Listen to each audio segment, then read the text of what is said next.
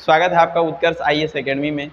हमारे यहाँ आपको जो है सभी प्रतियोगी परीक्षाओं की तैयारी जैसे पीएससी, व्यापम, एसएससी, रेलवे की तैयारी जो है करवाई जाती है। हमारी क्लासेस ऑफलाइन ऑनलाइन दोनों रूप से जो है संचालित होती है। आप जो है दोनों तरीके से हमारे साथ जुड़ सकते हैं। आज जो है हम मौर्य साम्राज्य का एमसीक्यू करने वाले हैं। आपके लिए काफ़ी बेहतरीन इंपॉर्टेंट क्वेश्चन आपके लिए लाए हुए हैं जो कि आपके सभी परीक्षाओं में काफ़ी हेल्पफुल होने वाला है। तो चलिए बिना किसी देरी के आज का हमारे वीडियो शुरू करते हैं। यदि चैनल पर नए हैं तो जरूर सब्सक्राइब कर लीजिएगा और वीडियो को जो है ज़्यादा से ज़्यादा शेयर कीजिएगा। चलिए हमारा आज का जो क्लास है शुरू करते हैं। पहला क्वेश्चन यहाँ पर दिया गया है, मौर्य साम्राज्य का संस्थापक जो है कौन था। ऑप्शन दिया गया है बिंदुसार, चंद्रगुप्त मौर्य, अशोक या फिर बृहदत्त। तो मौर्य साम्राज्य के जो संस्थापक है वो आपके चंद्रगुप्त मौर्य थे। चंद्रगुप्त मौर्य ने जो है लगभग 322 ईसा पूर्व में लेकर जो है मौर्य साम्राज्य की स्थापना की। उन्होंने जो है नंद वंश के जो अंतिम शासक है धनानंद को जो है पराजित किया और मगध पर जो है अधिकार कर लेता है और भारत का पहला विशाल जो साम्राज्य है स्थापित करते हैं।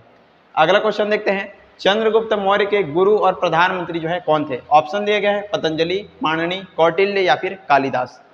तो इसका सही उत्तर हो जाएगा ऑप्शन नंबर सी यानी कि कौटिल्य, जिसको हम जो है चाणक्य या फिर विष्णुगुप्त के नाम से भी जानते हैं।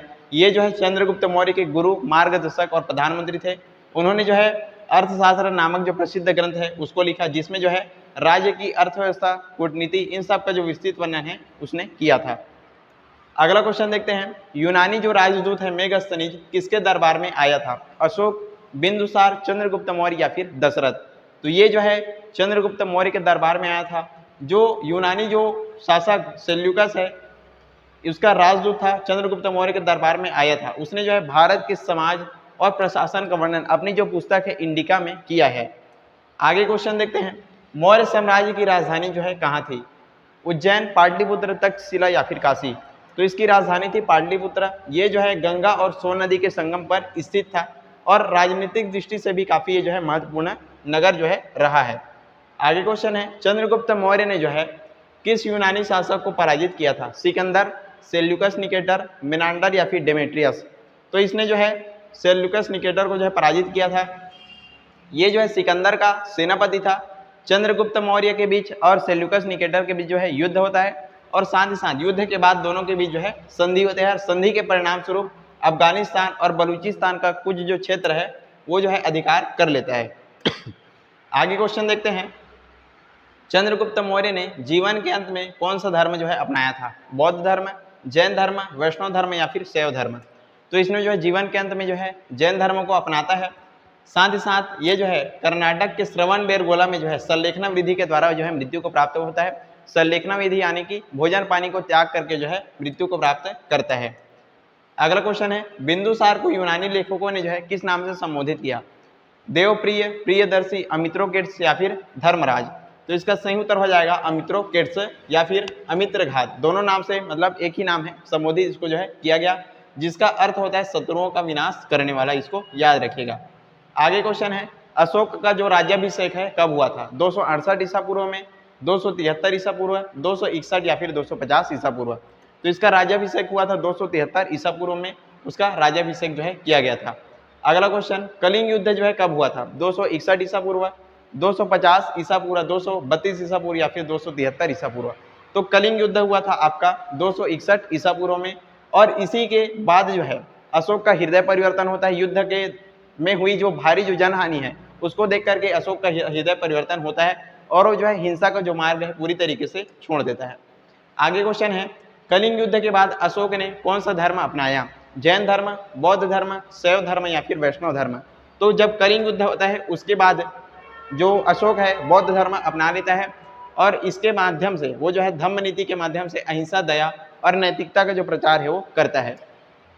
अगला क्वेश्चन है, अशोक के शिलालेख जो है किस लिपि में लिखे गए थे। ब्राह्मी, खरोष्ठी, यूनानी या फिर उपयुक्त सभी। तो इसका सही उत्तर हो जाएगा उपयुक्त सभी। जैसे विभिन्न क्षेत्रों में अलग अलग जो लिपियां हैं उसमें लिखे गए थे, जैसे ब्राह्मी, खरोष्ठी, यूनानी और अरमाइक। आगे क्वेश्चन, अशोक के अभिलेखों को पढ़ने में सफलता जो है किसको मिली थी। John Marshall, James Prinsep, Alexander Cunningham या फिर विलियम जोन्स। तो सबसे पहली सफलता मिली थी जेम्स प्रिंसेप को। कब मिली थी। 1837 में जो है सबसे पहली सफलता मिली ब्राह्मी लिपि को पढ़ने में और उसके बाद ही अशोक के शिलालेखों को समझना जो है काफ़ी संभव हो सका। आगे क्वेश्चन है, अशोक ने किस बौद्ध संगीति का आयोजन जो है कराया था? पहली, दूसरी, तीसरी या फिर चौथी? तो अशोक के समय पर जो है तीसरी बौद्ध संगीति का आयोजन किया गया था पाटलिपुत्र में, और इसका नेतृत्व किया गया था मोगलीपुत्र तीस के द्वारा। आगे क्वेश्चन है, अशोक का सिंह स्तंभ जो है कहाँ स्थित है? लुम्बिनी, सारनाथ, बोधगया या फिर कुशीनगर? तो इसका सिंह स्तंभ जो है सारनाथ में स्थित है, और सिंह शीर्ष का भारत का राष्ट्रीय प्रतीक है, इसको याद रखिए। मौर्य साम्राज्य का अंतिम शासक जो है कौन था? दशरथ, संप्रति, बृहदत्त या फिर शालीशुक? तो इसका अंतिम शासक रहा बृहदत्त।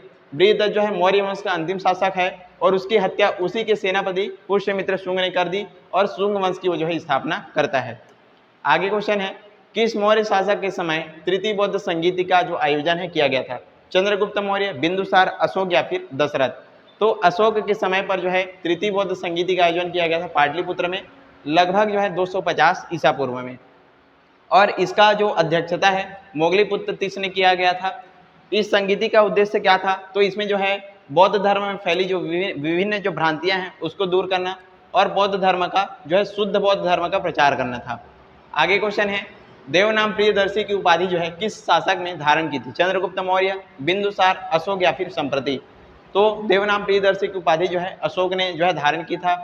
इसका अर्थ होता है देवताओं का प्रिय और जो सभी को प्रिय लगे, इसको याद रखिए। अगला क्वेश्चन है, अशोक के किस अभिलेख में कलिंग युद्ध का वर्णन मिलता है? प्रथम अभिलेख, 13वां अभिलेख, 5वां अभिलेख या 7वां शिलालेख? तो इसमें सही उत्तर हो जाएगा 13वां शिलालेख। 13वें नंबर के शिलालेख में जो है कलिंग युद्ध का वर्णन मिलता है।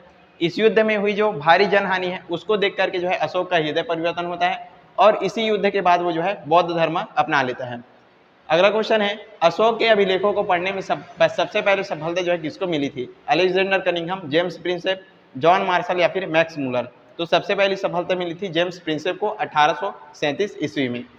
आगे क्वेश्चन है, अमित्रघात की उपाधि जो है किस मौर्य शासक को दी गई थी? तो अमित्रघात की उपाधि किस मौर्य शासक? ऑप्शन है चंद्रगुप्त मौर्य, बिंदुसार, अशोक या फिर कुणाल? तो इसका सही उत्तर हो जाएगा बिंदुसार। मौर्य जो सम्राट बिंदुसार, उसको जो है अमित्रघात की उपाधि दी गई थी, जिसका अर्थ होता है शत्रुओं का संहार करने वाला। यूनानी लेखकों ने इसको जो है अमित्रोकैट्स नाम से जो है संबोधित किया, और ये जो है चंद्रगुप्त मौर्य का पुत्र और सम्राट अशोक का जो है पिता था। तो आज हमने जो है जो 20 क्वेश्चंस है मौर्य साम्राज्य के, उसको जो है अच्छे से कंप्लीट कर लिए। आई होप आपको सारी जो चीज़ें अच्छे से समझ में आ गई होगी। यदि वीडियो पसंद आए तो लाइक करना है, ज़्यादा से ज़्यादा आपको जो है शेयर करना है, और हमारे जो संस्था है उत्कर्ष IAS एकेडमी, आप वहाँ से जुड़ सकते हैं।